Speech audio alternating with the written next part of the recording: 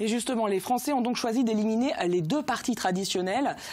Comment peut-on expliquer que ces deux partis traditionnels ne soient pas au second tour? Que s'est-il finalement passé? Est-ce que c'est une page qui se tourne? Est-ce qu'on peut parler d'une recomposition du spectre politique? Alors, en tout cas, c'est un début de recomposition et de recomposition très forte, ça c'est absolument certain. Mais la situation, je dirais, du PS d'un côté et de LR de l'autre ne sont pas exactement, je dirais, les mêmes.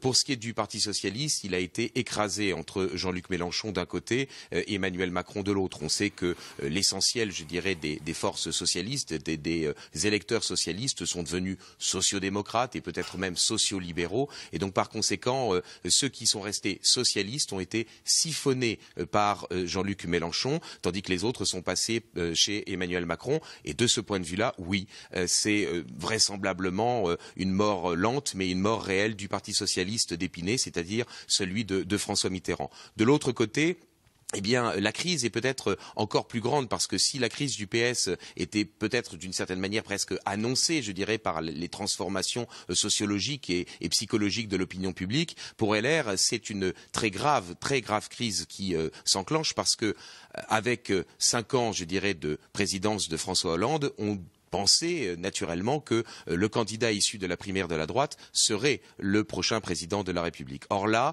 eh bien, évidemment, la campagne de François Fillon n'a pas, je dirais, convaincu. Il a fait un score un peu au-dessus d'ailleurs de ce que lui annonçait un certain nombre de sondages, mais c'est un score qui ne lui a pas permis d'accéder au second tour.